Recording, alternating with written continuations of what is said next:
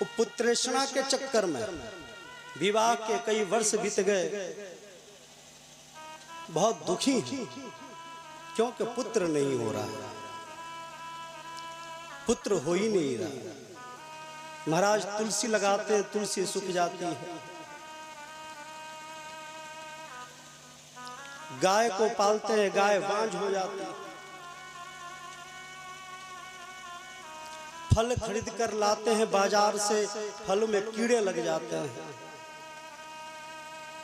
किसी ने कहा कि आपके पूर्वज संतुष्ट नहीं है क्योंकि आपकी संतति नहीं है।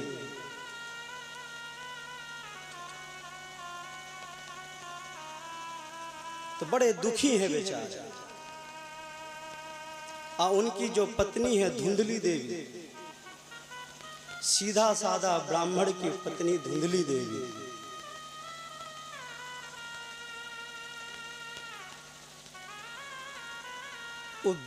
वार्तालाप में कुशल है।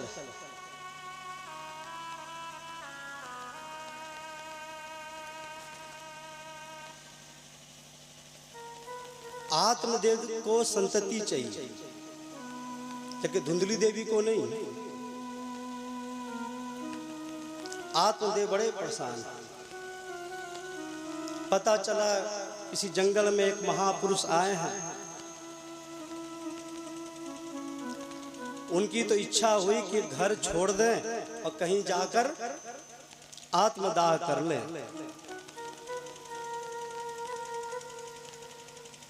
पुत्र हो ही नहीं रहा है। लोग पूछते हैं, घर की तुलसी सूख जाती है, गाय बांझ हो जाती है, बाकी जीकर क्या करेंगे जब घर में बच्चे ही ना हो तो जीना क्या है। बड़े दुखी। किसी जंगल में गए, एक महात्मा मिला। महात्मा से उन्होंने कहा, अपना कष्ट सुनाया।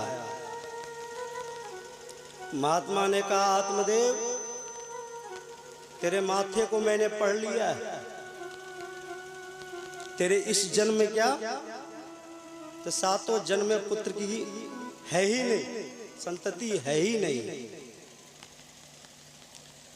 और भले मानुष तू पुत्र के पीछे पड़ा क्यों पड़ा है? सगर के 60,000 पुत्र थे, क्या हुआ?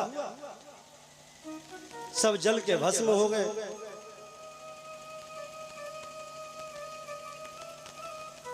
कहा कि नहीं महाराज, हमें तो पुत्र चाहिए ही चाहिए। जब कामनाएं अधिक हो जाएं तो सत्संग अच्छा नहीं लगता। जब कामनाएं ज्यादा हो, इच्छाएं ज्यादा हो जाए तो सत्संग प्रवचन बड़े कड़वे लगते हैं, ये पसंद नहीं आते, अच्छे नहीं लगते। तो महाराज जो महात्मा है वो सुनाते जा रहे हैं कि सगर के 60,000 पुत्र थे, क्या हुआ? संतति के पीछे क्यों पड़ा है? सन्यास में ही सुख है। तो बोला कि नहीं महाराज, आप हमारे पुत्र हो ऐसा आशीर्वाद दीजिए, नहीं तो आपके ही चरणों में माथा पटक कर अपना आत्मदाह कर लूंगा। महात्मा ने सोचा, अच्छा गला पड़ा ही, अच्छा गला पड़ गया।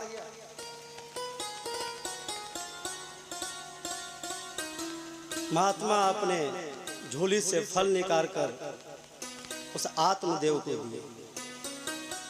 जा अपनी पत्नी धुंधली देवी को खिला देना, बहुत ही तेजस्वी पुत्र होगा।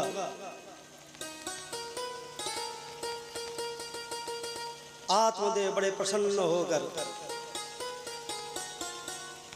घर आ रहे हैं।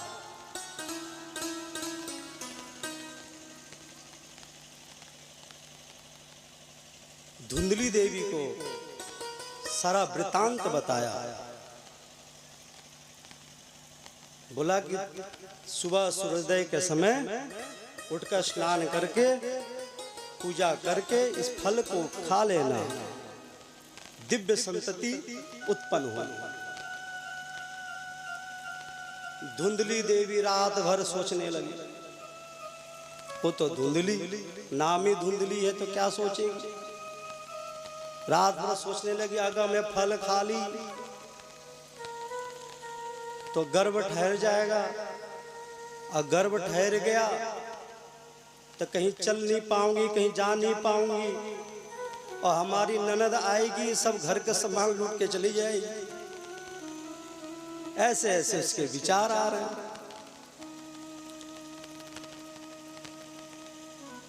कहीं चोर डाकू आ गए, घर में चोरी कर लिए तो मैं कुछ कर नहीं पाऊंगी, और बाकी तो सब ठीक है। जो इतना स्लिम फिगर है, ये फिगर खराब हो जाएगा। स्लिम फिगर बना रखी है धुंधली देवी, वो खराब हो जाएगा। रात भर चिंतित। सुबह हुआ, धुंधली देवी की बहन आई, तो बहन से सारा कष्ट सुनाया कि वो मानते नहीं है, उनको पुत्र चाहिए, फल दे गए। तो बोली तू चिंता क्यों करती है, किस बात की चिंता करती है? मेरे 7 पुत्र हैं, 8वां होने वाला है, तो 8वां पुत्र लाकर तुझे दे दूंगी। तुझे बस 8-9 महीने नाटक करना गर्भ का, बस तू नाटक करते रहिए, बाकी मैं अपना पुत्र लाकर तुझे दे दूंगी। तो धुंधली देवी और उसकी बहन में मीटिंग हो गई, बड़ा ही दिव्य मीटिंग।